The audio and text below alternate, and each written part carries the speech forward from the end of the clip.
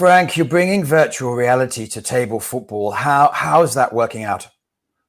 It's actually going very successfully because it allows people to come to terms with virtual reality in a very easy way.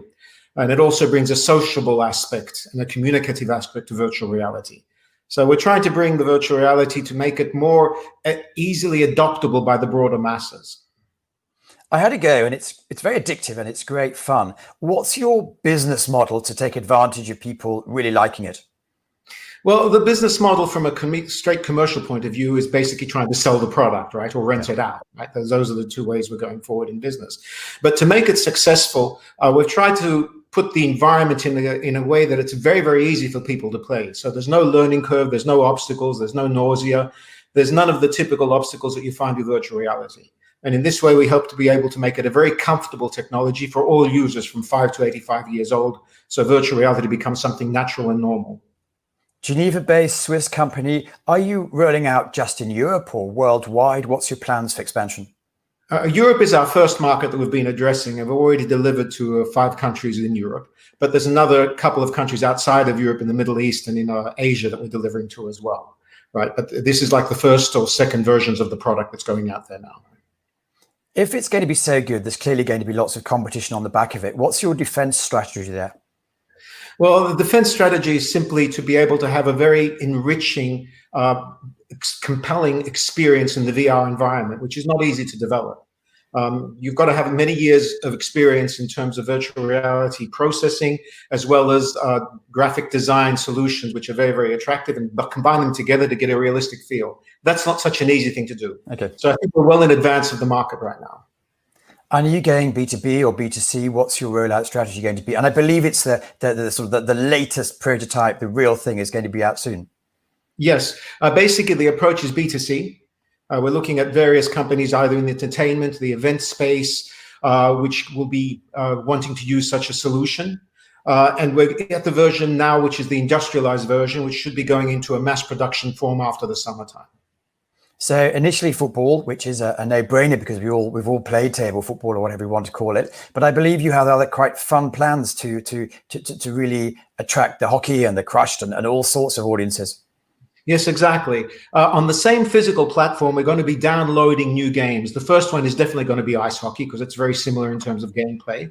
And then we're considering other ones which have kind of on this physical platform can be adapted to have a usable, easy to play gameplay. So people do not have any issues starting the game up. And that may be crushed ice. It may be other things. There's many ideas going around, but we'll develop those as we go forward.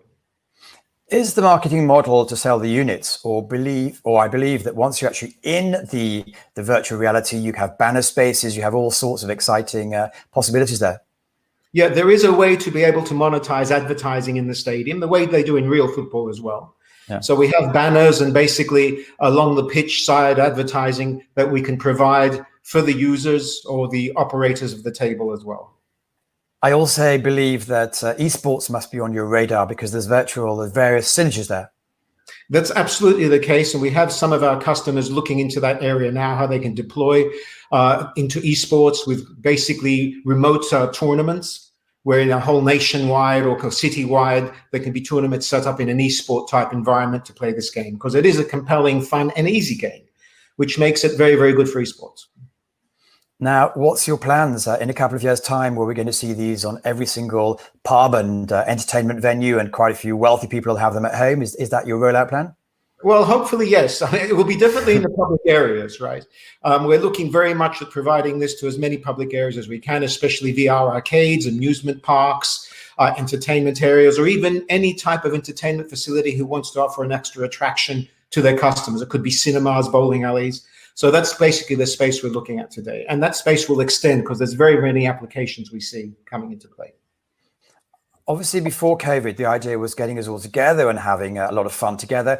Can you develop this that now we're not allowed to really be close anymore? Well, one of the things that we put, which we always had, but now we've emphasized it much more, there's a whole sanitization hygiene approach. In other words, anything that is touchable, especially the headsets, will go through an ultraviolet disinfectation and sanitization process between users. So it will be totally clear of viruses and bacteria. So that's in the process, that's offered as an option. and it definitely should be provided with every product put into place. I think it's absolutely needed in this new coming era post-coronavirus. And finally, if I'm good at this, can I be Swiss champion, European champion, world champion? Are we going to have competitive sports here?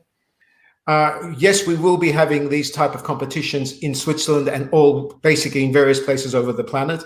So I think there will be lots of take up and lots of interest in that going forward.